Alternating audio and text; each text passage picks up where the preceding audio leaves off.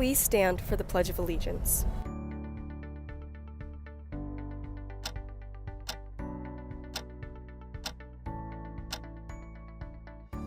I pledge allegiance to the flag of the United States of America and to the republic for which it stands, one nation, under God, indivisible, with liberty and justice for all. Coming up, photographer Madeline Lorero and I venture down to Wheatland, California to get a feel for how this 5-year-old is coping with her new life in the U.S. Coming up, the Wildcats played a league match against Oak Ridge in water polo. We'll have the highlights in the full court press. Hi, can I see your ID card? Thank you. Also, the homecoming dance is Saturday, and we have a few reminders from administration about the dress code. I'm Molly Gooding. And I'm Emma Para. Today is October 11th, and Unleashed begins now. We are WCTV 19, and we are committed to telling your story. From 701 Wildcat Boulevard, throughout the streets of Rockland, all the way down to Capitol Avenue. We are teens documenting reality, and this is Unleashed. Good morning, Wildcats. This is Homecoming Week. And to celebrate today's theme of Wrapped in Fear, come on down to the amphitheater at lunch. The leadership team is on the lookout for the best dressed students to participate in today's competition. Each class will have representatives compete to see who has the best dance moves. Make sure to come out and support your classmates to see their costumes and dance moves. And homecoming dance tickets are on sale from today and tomorrow. They are also available at the door. For the last day, tickets are only $5, $10 with ASB, $15 without ASB, and $20 for guest passes. If you buy your ticket tomorrow or at the door, it is $20 regardless of an ASB card. As we just mentioned, the homecoming dance is Saturday night, and administrations has a few reminders about the dance. Hi, can I see your ID card? Thank you. When you purchase your ticket, you are agreeing to the dance code of conduct. The dance is semi-formal, and dresses should be no shorter than mid-thigh length. Make sure you clear all your detentions and remember to bring your student ID to the dance. Guests also need ID to enter the dance. In other news, Ambition Tutoring Club is starting up. This club is designed to offer students free tutoring and also offer community service hours to those who become a tutor. The club is for all students who need some extra help studying for a test or with their homework.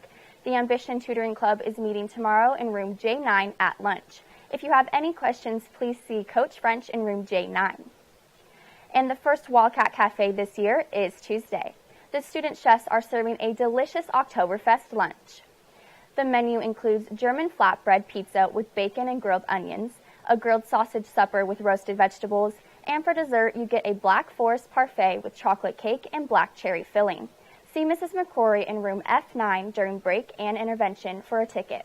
They are only $5 and the last day to buy one is tomorrow. Students and teachers are welcome and groups of 5 or more can reserve a table.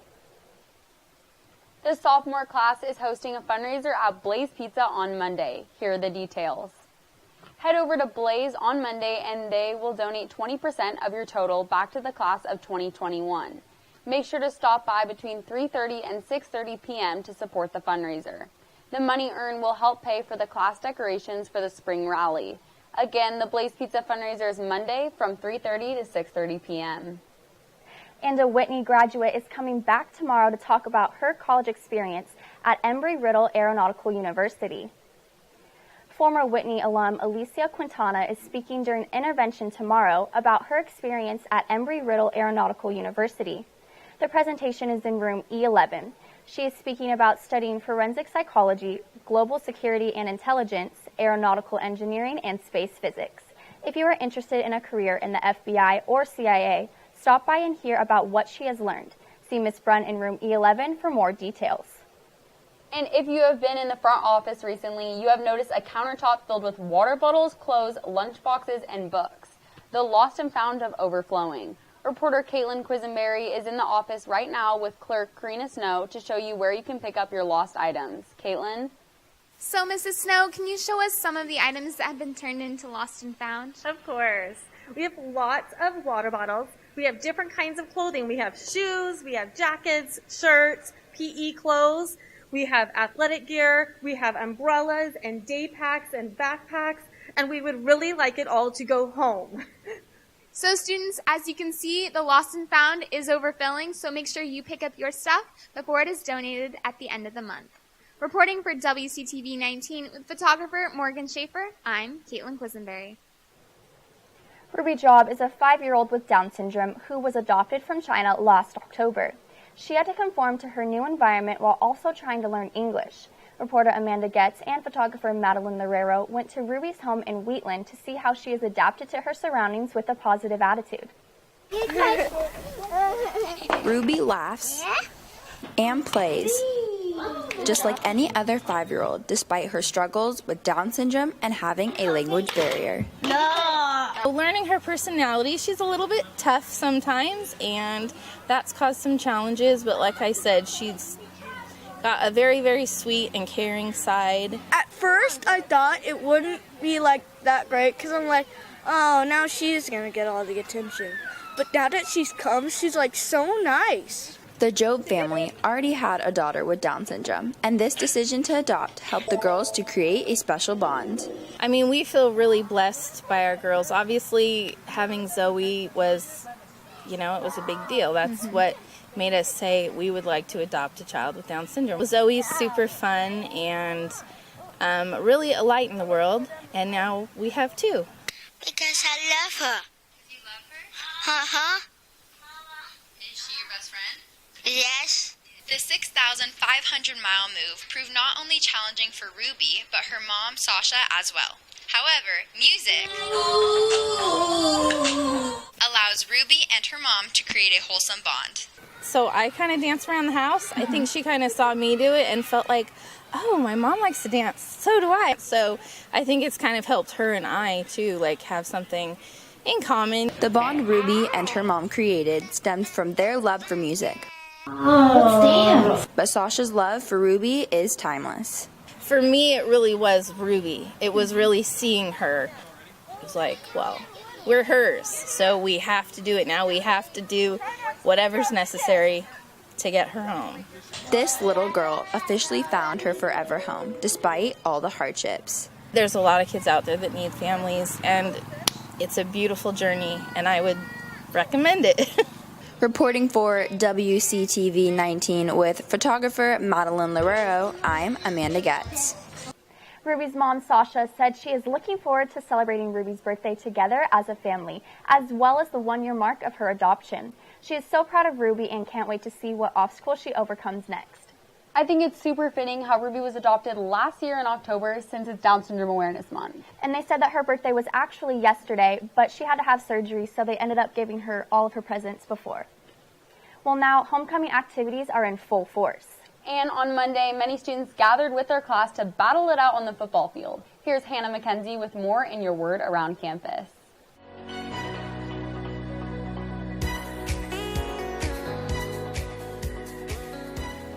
Up first, freshman Reese Clark shared this on Instagram with the hashtag WHS Unleashed. In this picture, Reese is with freshmen Aubrey Murray, Mariah Badley, Maddie Dukes, and Riley Turner after their win Monday night on the football field. Maddie says that even though they're freshmen, that didn't stop them from crushing the sophomores 20-6. And this week, we asked you to tell us about one of your greatest accomplishments to go along with our story about a gymnast using the hashtag WHS Unleashed. Senior Sophie Dick said that her greatest accomplishment is facing her fear of heights and going cliff jumping with her friends. In this picture, you can see senior Cicada Sloan jumping off a cliff and into a river. Sophie says that even though she is afraid of heights, she's glad she was able to conquer this fear with some of her best friends. Now we went on Twitter to find out what's trending, and this light you may have mistaken for aliens is actually a rocket.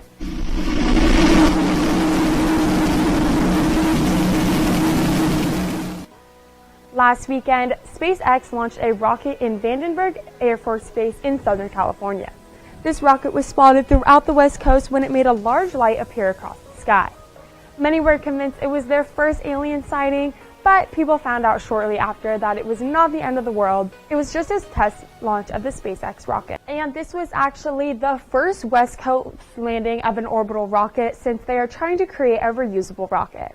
I didn't even know the launch was happening, so when I saw it in the sky, I had no idea what it was. And actually, last year around this time, I was in Southern California and saw it for the first time. Well, we're going to stop for a quick break, but we'll be right back. Yeah. And everyone ran inside random classrooms, and then we went in there. You were my best friend. I was always the one you turned to. But now? What is that? Why do you care what I do? Because I care about you. You chose to turn to alcohol. You became part of the 75% of teens who fall back on drinking. Don't let underage drinking control your life. Think before you drink. Welcome back, and thank you, Michaela Ayala and Amanda Mendoza, for that PSA. Now, here are some opportunities you can find in the College and Career Center. Senator Tom McClintock is hosting a meeting for students about the service academies. The meeting is Tuesday in the Lincoln High School Theater from 6 to 8 p.m. It is open to all students interested in attending one of the United States Service Academies. Representatives from the service academies will be there to answer your questions. Well, it looks like today is our last day in the 70s. Let's see just how warm it will get this weekend. Here's Julie West with your forecast.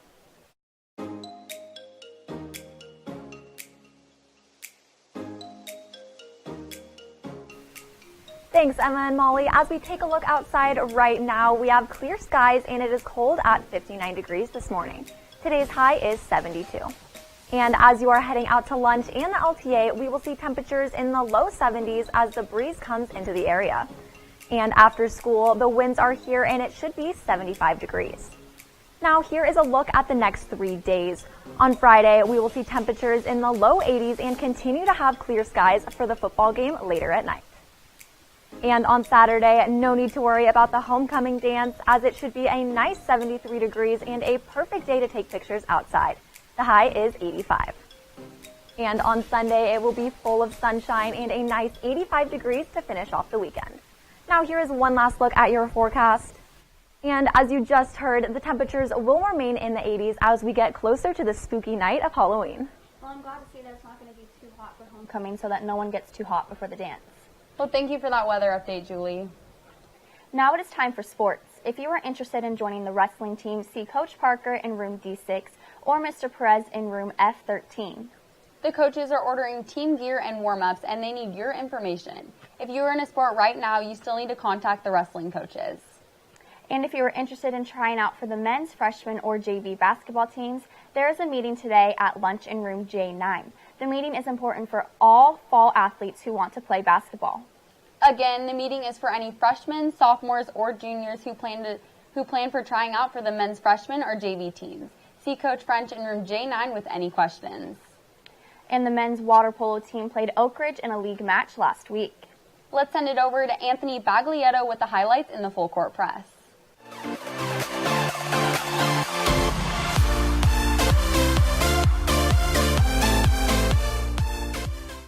Good morning, sports fans. The men's water polo team played Oak Ridge on Tuesday. Here's reporters Gianna D'Souza and photographer Taylor Gallardo with the highlights. 1, 2, 3, Wildcats! Whitney comes into this game with 3 wins and 5 losses on the season. Number 1, Travis Hansen, is a key part of the defense with 9 saves so far. On the other side, number 4, Caleb Toms, leads the Trojans with 30 goals on the season.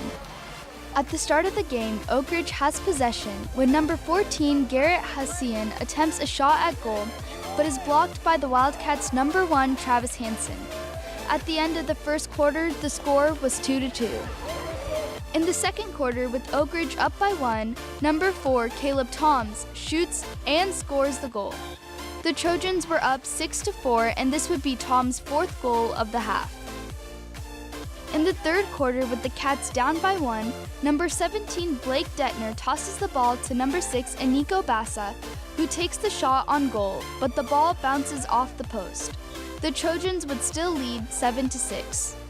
Now, to the fourth quarter, with the score tied at 8, the Trojans' number 6, Jack Cook, passes to Toms, who launches it into the goal.